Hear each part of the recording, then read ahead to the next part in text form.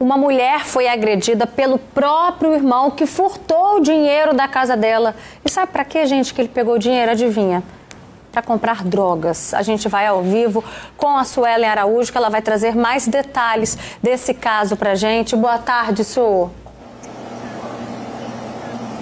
Boa tarde para você, Roberta. E no meio dessa história, uma mãe desesperada que pede ajuda para tentar salvar a vida desse homem de 28 anos. Essas agressões contra a jovem de 24 anos, elas aconteceram na frente da mãe dos dois aí envolvidos na história. Tudo teria começado após esse homem furtar R$ 50 da casa da irmã. O pai desse rapaz percebeu que o dinheiro havia sumido e então ligou para a filha, que estava na praia com a mãe, contando o que tinha acontecido. As duas saíram da praia, foram para casa, mas antes de entrar, a irmã viu o irmão sentado em uma calçada. Ela então foi questionar, queria saber sobre o dinheiro, já muito irritada, acabou ali discutindo com esse rapaz e foi nesse momento que testemunhas contaram que ele, que estava com um cabo na mão, arremessou o cabo contra a cabeça da irmã, que ficou ferida. A moça precisou ser levada para um hospital, recebeu ali alguns pontos no ferimento, um corte profundo, e o rapaz, depois que percebeu o que tinha feito, começou a chorar desesperadamente. Só que não teve jeito não, tá, Roberta? A polícia foi acionada e ele foi preso. A mãe desse homem conversou hoje com a equipe de reportagem da TV Vitória.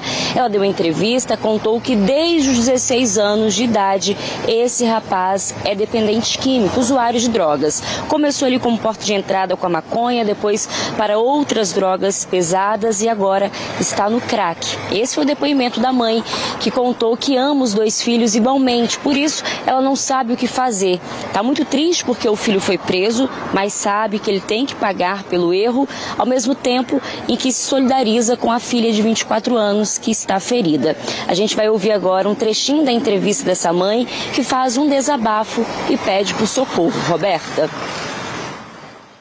Ele começou a usar droga com 16 anos e até hoje estou nessa luta aí, ele preso, a vida toda preso, fica mais na cadeia do que em casa, nunca teve um Natal, um Ano Novo com a gente, o único foi esse ano.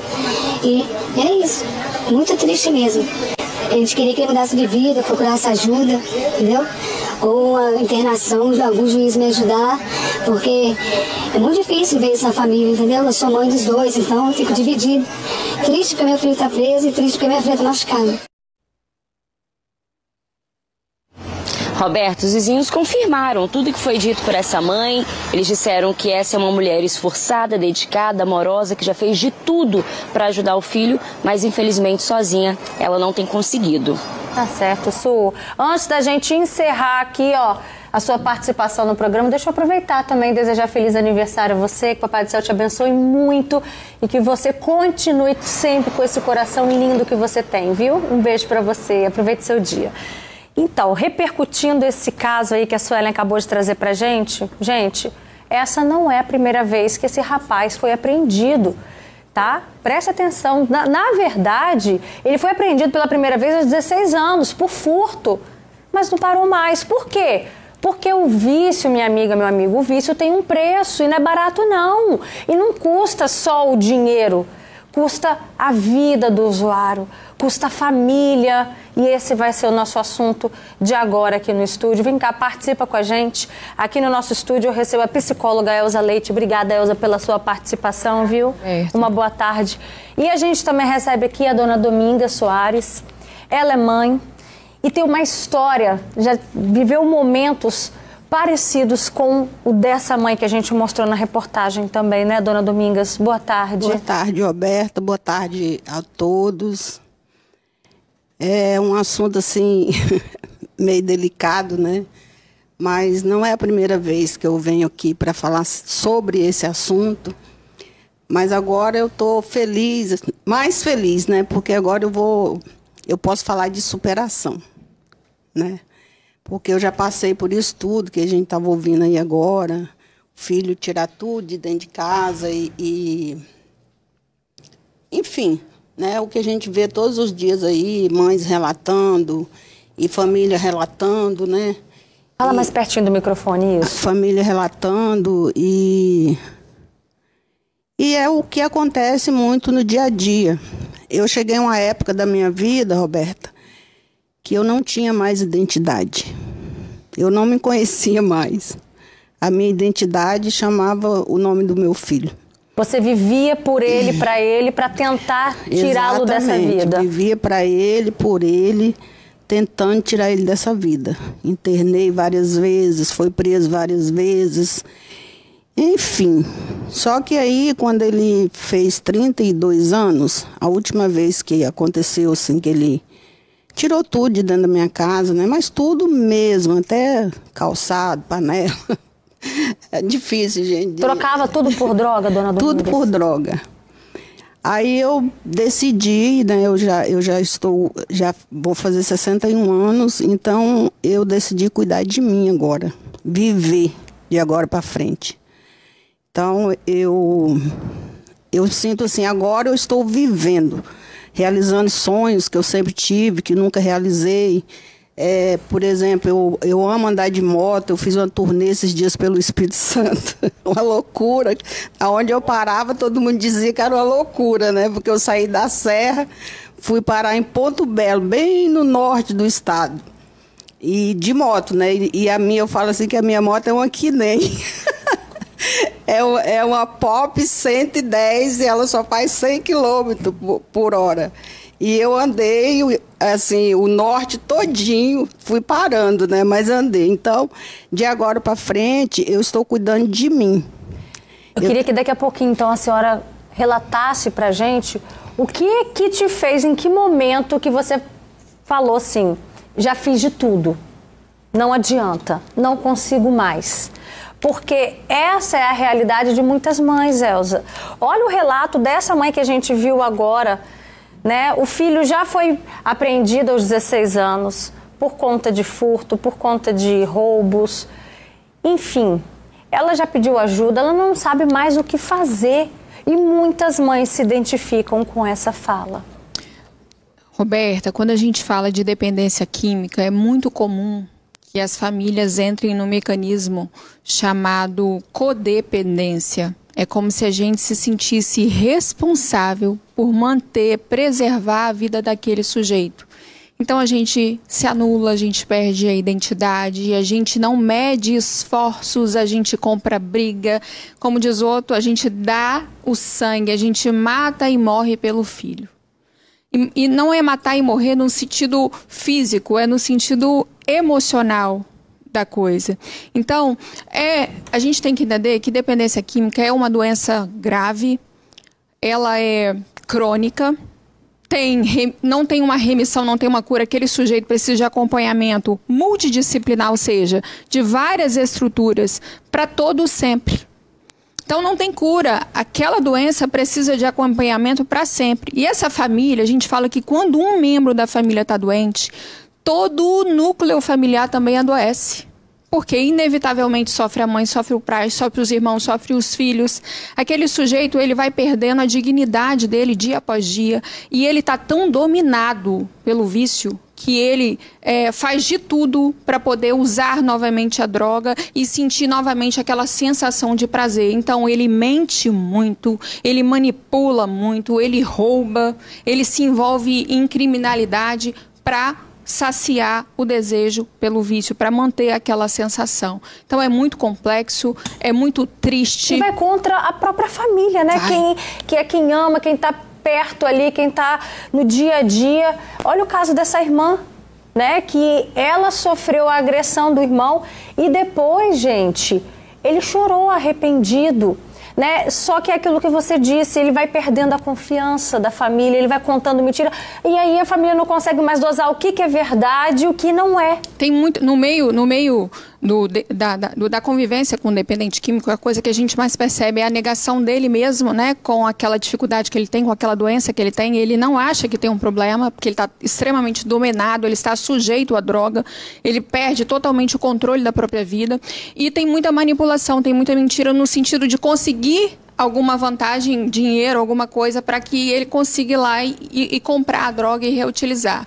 Então, o vínculo de confiança, ele é quebrado, sabe? A credibilidade, a dignidade desse sujeito, ela é rompida, porque ele vai perdendo a capacidade de trabalho, aquela dedicação que ele tinha antes à família, os filhos, ao estudo, ao trabalho, ela vai se perdendo, ele vai perdendo a identidade dele, ele vai perdendo a confiança das pessoas, ele perde a moral. Então é muito complicado, sabe? É uma liquidação, a pessoa vai se liquidando, vai se acabando dia após dia. Parece que é um abismo sem fundo, sabe? É uma coisa muito triste de se ver. Sobre isso que eu comentei agora, olha só, foi a própria mãe que contou, gente, que esse rapaz, ele começou a chorar depois de tudo que fez, né? Arrependido, mostrando que estava ali sob o efeito de drogas, que é viciado e que não tem noção do que está fazendo. Vamos ver esse trechinho da entrevista da mãe. Eu não queria que isso tivesse acontecido, muito menos ele, que na hora ele começou a chorar, porque ele tinha desespero quando viu sangue também. Só que a gente não pode deixar, é um crime que cometeu, então a gente tem que dar parte, tem que, entendeu? Ele bateu nela. Eu não queria ver meu filho morto, sabe? Na situação que vive, só tem dois caminhos, todo mundo sabe, entendeu? Ou é cadeia ou é cemitério, então ainda dá tempo de mudar de vida, né? Como mãe, pensa, se coloca no lugar dessa outra mãe aí, como é que fica o coração? Dona Domingas, a senhora já viveu também uma situação bem parecida, né? Uma desavença entre seus filhos por conta desse assunto na família? Já sim. Inclusive, na época, essa mãe falou que deu parte, né? E nessa época eu dei parte também do meu filho, porque ele me agrediu a irmã. E ele não botou fogo na casa porque ele não achou um fósforo na hora, um isqueiro. Ele chegou a samear álcool na casa toda e ia botar fogo. Mas na hora quando foi procurar o isqueiro, não achou. E nessa hora eu já tinha saído para fora do quintal, né? Já tinha saído para a rua pedindo ajuda. E ele agrediu minha filha, me agrediu, quebrou tudo dentro de casa. Foi uma vez só. Mas aconteceu, entendeu? Então, eles perdem a noção e quando eles estão tentando parar, igual nessa época que aconteceu isso, meu filho estava, acho que 3 meses tentando, então chegou a abstinência. Aí, quando chega a abstinência, é a pior fase, né? Porque ele fica nervoso, ele perde a noção. Vem aquela coisa, eles falam assim que a vontade é tão grande que não pensa, não tem outro pensamento. O pensamento é só naquilo, é usar, é fazer qualquer coisa para usar. Na época, a senhora, a sua família, estavam preparados para essa fase que viria da abstinência, onde é preciso ter um pouco mais, tentar ter um pouco mais de controle, já que ele se comporta dessa maneira? Vocês estavam preparados para isso? Não, sinceramente, não estava. Porque ao invés de ajudar, a gente acaba atrapalhando, porque a gente xinga a pessoa, a gente briga, você não quer ir trabalhar, você não arruma um serviço, e aí a gente acaba, em vez de ajudar, a gente acaba empurrando a pessoa mais. Mas ao mesmo tempo, Elza, ao invés de ajudar, igual a mãe está aqui fazendo esse desabafo, imagina como que também está a pressão psicológica na cabeça dessa mãe que não quer mais que o filho viva naquela situação, que não aguenta mais, e aí também não sabe lidar com esse momento de abstinência, fica difícil para a família, né? O que fazer nessa situação? O que eu mais recomendo é que uma família que tem um dependente químico, ela também busque ajuda de alguma forma. A gente tem grupos de autoajuda, né? A gente tem os alcoólicos anônimos, a gente tem terapia de grupo, a gente tem as igrejas, né? A religião, ela tem um papel fundamental na sociedade para dar um amparo. Então, toda a rede de apoio que você puder utilizar para se fortalecer e aprender a se posicionar, porque a gente se torna refém do indivíduo. Ele é refém da droga e a família fica refém do vício dele também. Porque a gente precisa ter empatia, a gente não pode julgar, mas a gente também tem que ter firmeza. Senão uma filha apanha, a mãe omite e aquilo vira uma reincidência. Não é fácil para uma mãe ter que escolher o que fazer com o filho, mas a gente tem que ter cuidado para a gente não perder os nossos valores. Então, se você passa por essa situação aí dentro de casa, frequente grupos terapêuticos, frequente toda a rede de apoio e de ajuda que você puder para você se fortalecer, porque não é fácil. Por exemplo, dona Domingas, quando o seu filho chegava em casa e furtava algo para trocar por drogas, como que a senhora tratava desse assunto com ele? Chegou um momento que a senhora passou a aceitar ou não? A senhora sempre batia de frente? Roberta, chegou um tempo em que eu já não me importava mais. Eu só me importava com a vida dele. Sempre assim, coisas materiais a gente consegue, né, comprar de novo. E a vida é uma só. Então, chegou um tempo que eu parei de me importar com coisas. E aí comecei a me importar realmente com a vida dele. Foi quando eu comecei a procurar ajuda para mim, né? Eu venho frequentando há muito tempo. Hoje ele está com 32 anos, ele entrou nas drogas com 13 anos de idade. Então, no decorrer dessa vida, né, que é uma vida, eu tive ajuda, eu sempre procurei muita ajuda, sempre frequentei muitas casas de recuperação onde ele ficava internado, né? Todas que ele ficou internado, eu sempre ajudei muito, eu sempre dei assistência. Então, com isso, a gente vai aprendendo a lidar. E, igual ela falou aqui, que sobre a família, né, que todo mundo é atingido, né? A família é um corpo, é igual o corpo de Cristo. A palavra fala que se a gente machucar uma unha, o corpo todo sente. Então, a família que tem um filho dependente dessas coisas, e o vício não é só vício de droga, não, tem vários outros vícios, né? Mas, infelizmente, o que a gente mais foca, o que a gente mais vê é o vício da droga, né? Então, quando a gente tem um ente querido na família que faz isso aí, que é um drogado, toda a família sofre, né? Toda a família fica doente, toda a família sente, porque a gente quer ajudar. O desejo de uma mãe, o desejo de um tio, o desejo é que aquela pessoa entenda que aquilo que ela faz está prejudicando não só ela, mas todo mundo, mas ela principalmente. E né? em que momento que a senhora decidiu voltar a olhar para Dona Domingas como mulher, como ser humano, que é aquilo que a senhora disse, né? Eu também existo. Em que momento que isso voltou a acontecer? E por quê? Roberta, não tem muito tempo. Acho que foi o ano passado, o ano retrasado, não sei. Ele estava preso, aí saiu da cadeia, foi lá para minha casa. Aí começou a tirar coisas, né, de dentro de casa e tal. Internei ele.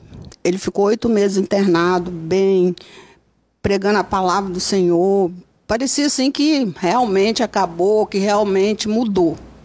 Infelizmente, quando ele saiu da casa de recuperação depois de 8 meses, ele limpou minha casa. Dessa vez ele tirou tudo, tênis, panela, tudo. Só não vendeu as coisas grandes, cama, guarda-roupa. Mesmo assim, o cara chegou lá no outro dia para levar o fogão e a geladeira que ele tinha vendido. Aí, a partir daí, eu já não sentia mais... como que eu posso explicar? Eu não sentia... Estava anestesiada? Isso.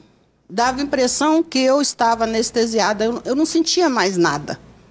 Tirou tudo de dentro de casa, tirou, pronto. Depois que passou uns 5 dias que eles fazem isso e some. Aparece aí daí 5 dias.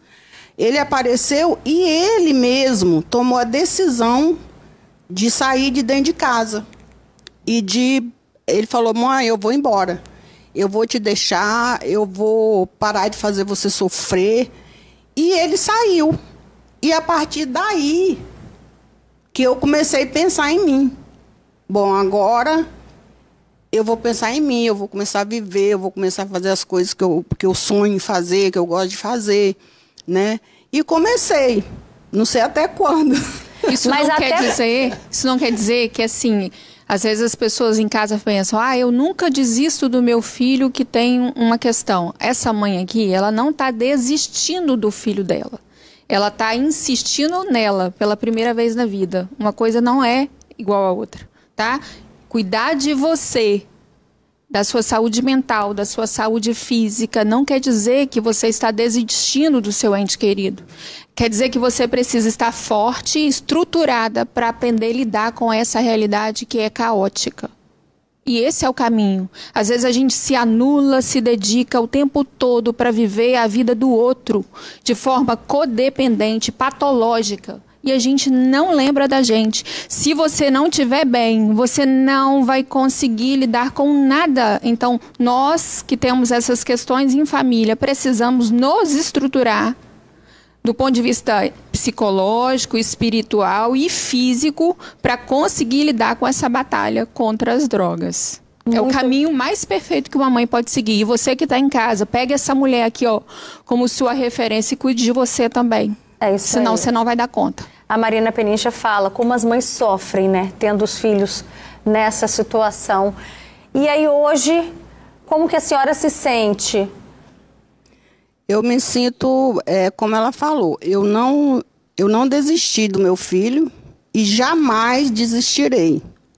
Ele não está perto de mim, não está perto assim, tão perto, né? Mas eu me sinto agora, tipo assim, eu estou recarregando as minhas energias. Eu estou recarregando as minhas baterias e não é me preparando, porque eu não quero me preparar para continuar essa luta. Eu quero me preparar para que essa luta acabe, né? Que de agora para frente eu viva bem, ele também viva bem, entendeu? Que ele também consiga, porque ele tem vontade. Entendeu? O que dói mais assim na gente, no coração, é o filho dizer assim, mãe, eu tenho tanta vontade de largar isso, de parar, mas eu não consigo. Não consigo. Aí fica ali 3 meses, 4 meses, às vezes 5 meses, vai para casa de recuperação, fica 1 ano e depois sai de lá e continua tudo de novo. É o que a Elza falou, né? É uma luta eterna contra isso. Olha só, a gente tem aqui alguns comentários no Facebook. A Kelly Lacerda fala, eu tenho 2 parentes nessa vida. Meu sobrinho viveu muito tempo nas drogas e hoje ele conseguiu sair, mas ele quase morreu antes, apanhou de traficantes. E eu tenho também um irmão que vive nas ruas por conta das drogas e não deixa ajudar, só Deus. Também tem um comentário aqui da Tânia Maria Viana, ela diz, boa tarde, essa vida é triste, eu tinha meu irmão também caçula que entrou no mundo das drogas. Meus pais fizeram de tudo e acabou morto, né? Ela fala que os pais chegaram a colocar o irmão dela 8 vezes na clínica. Também tem aqui o relato da Lenira Moura falando que muitas pessoas criticam a família que se afastam, né? Mas nem sempre tem ajuda. E a única que geralmente não desiste é quem? É a mãe. Mas é muito importante que principalmente essa mãe siga o exemplo, como a Elza disse, aqui da Dona Domingas, e cuide de si para que tenha forças para, de alguma forma, também ajudar o filho, né, Elza? A gente faz o que é possível, né? A gente está aqui diante de uma mulher que tentou tudo o que podia dentro das possibilidades e até tentou fazer o impossível. O que mais que eu posso fazer? Agora o que me resta é tentar cuidar de mim. Nunca desista de você, viu, Domingas? Esse é um caminho sem volta. Você não volta para trás, não. Você continua essa caminhada de se cuidar, de se amar, tá? De se estruturar. Não desiste de você. A gente não pode desistir da gente. Jesus, não desistirei. Isso aí. E só para complementar o que Roberta falou aqui, chega uma hora que ninguém mais chega perto de você. Que todo mundo desiste. Seus irmãos desistem. As pessoas vão ajudando. Um irmão arruma um emprego, um tio arruma não sei o quê, e o cara não vai. Aí chega uma hora que é só você e Deus e o seu problema.